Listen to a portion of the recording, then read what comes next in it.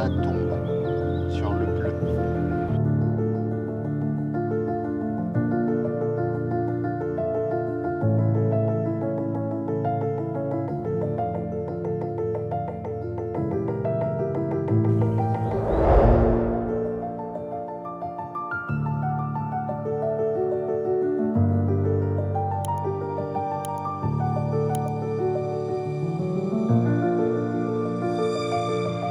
La pêche en rivière, c'est une pêche vraiment extraordinaire, qui est parfois difficile, où il faut s'accrocher, prospecter, amorcer. Mais quand vous serez récompensé, croyez-moi, vous pourrez vous en rappeler. Donc pourquoi la pêche en rivière me passionne-t-elle? La première raison, c'est surtout le côté liberté. Parce que quand je pars en rivière, je peux m'installer où je veux, sans tenir compte des autres pêcheurs qui seraient trop près de moi. Je suis un petit peu antisocial pour ça. J'adore partir à l'aventure. C'est aussi ça, la rivière.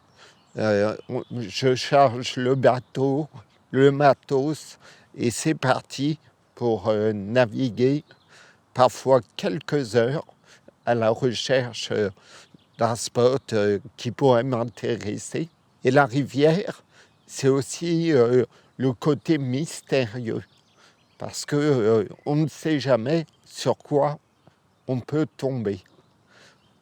On peut tomber sur des très gros poissons, jusque-là inconnus. Et ça, c'est aussi un truc qui me plaît par rapport au plan d'eau, où de plus en plus les poissons sont reconnus, pêchés et repêchés, parfois aussi abîmés. Et en rivière, c'est beaucoup moins le cas. On peut tomber sur des pépites vraiment surprises. Donc une question qu'on me pose très régulièrement concernant la pêche en rivière, c'est de savoir sur quel poste s'installer, quel type de poste pêcher.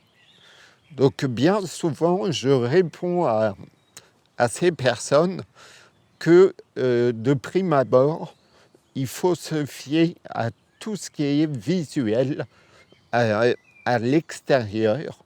Donc les piles de pont, les îles, des changements de linéaire, des décrochés. Tous ces types de postes sont intéressants, mais ils sont aussi très visibles et parfois, souvent, pêchés. Donc sur les grands fleuves, notamment, on a des portions de linéaire qui semblent dénuées de sens. Et pourtant, quand on passe l'écho, qu'on prend le temps de sonder ces linéaires, eh bien on se rend compte qu'il y a des modifications de fond, une topographie de fond qui change et qui n'est pas visible de l'extérieur. Donc, deux options: trouver les postes très visibles, très marqués, et aussi ne pas se contenter de ça et prendre le temps de passer l'écho, de naviguer, et vous aurez peut-être la surprise de trouver des spots qui ne sont pas visibles, mais qui peuvent être très intéressants. Alors, il est évident qu'en rivière, les postes 3 étoiles sont vraiment rarissimes. Donc, il faut surtout être équipé d'un petit bivy, du matériel concis, de façon à pouvoir se poser un peu n'importe où.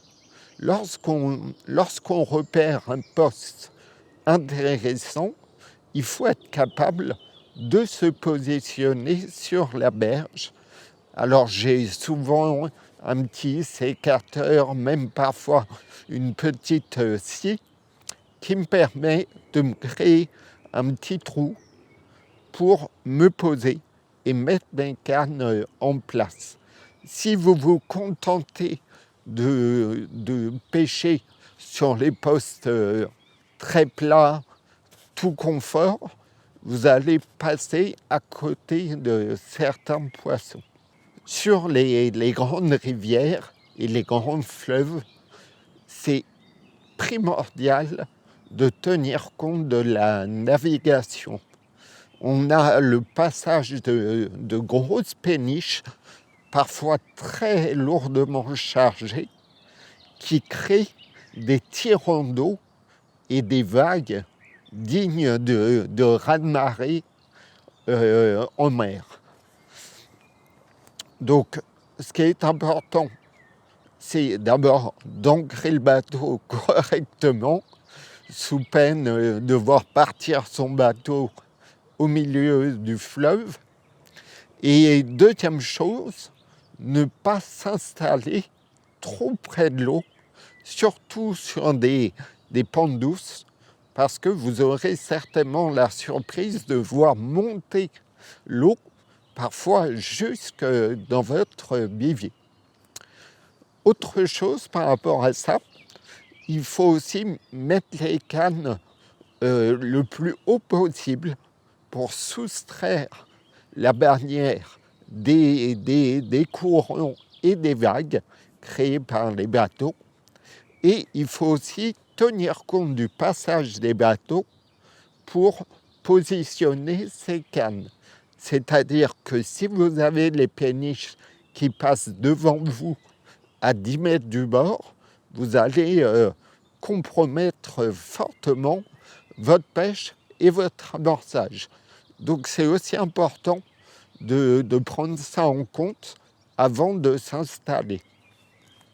Dans la continuité de s'adapter aux conditions rencontrées, je ne saurais que trop vous conseiller d'opter pour des bagages étanches, de façon à ce que, même en cas de vagues, de pluie, de navigation, tous vos effets personnels, votre nourriture, vos vêtements, soient protégés et ne risquent pas de prendre l'humidité.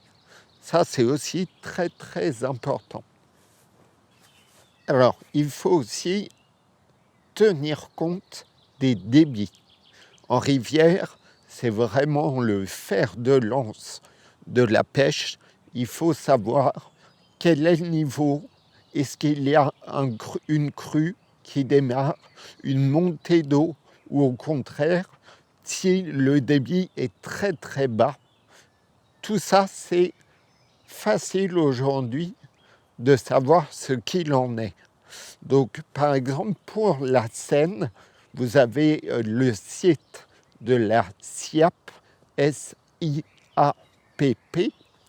qui vous permet de voir le débit et aussi la température de l'eau.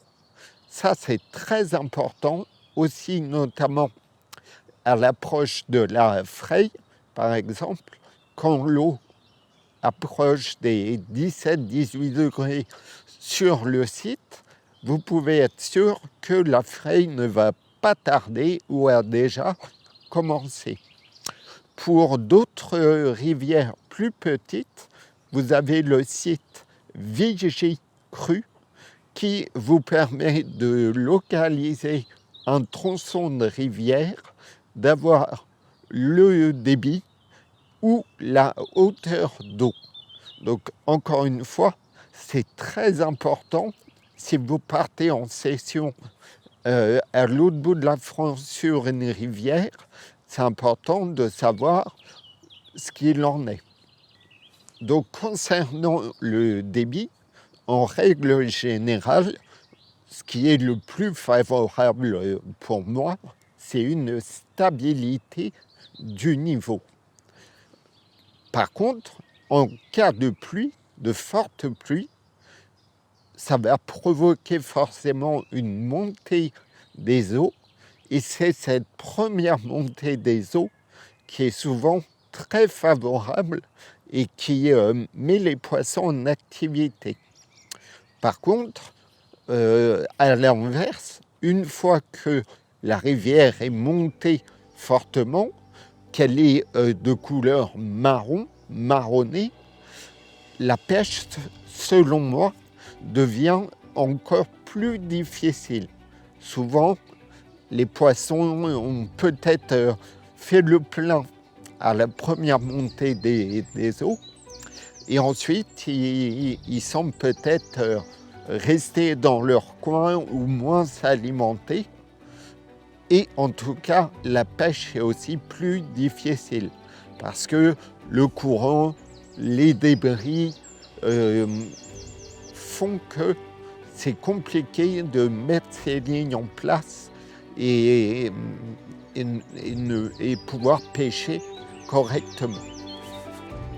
La pêche en rivière, c'est une pêche vraiment extraordinaire qui est parfois difficile, où il faut s'accrocher, prospecter, amorcer. Mais quand vous serez récompensé, croyez-moi, vous pourrez vous en rappeler. Bon, j'espère que ces petits conseils tutos sur la pêche en rivière vous auront apporté quelques clés. Si cette vidéo vous a plu, n'hésitez pas à vous abonner sur la chaîne Avis de Cap France, et on se revoit pour de prochaines aventures. Donc voilà, après une pêche capot il y a une dizaine de jours, où la rivière était quasiment crue, avec une couleur marron, brun, même rougeâtre, eh bien, je suis revenu cette semaine sur un petit poste, quelques heures, et bingo, une très belle miroir de rivière. Yes.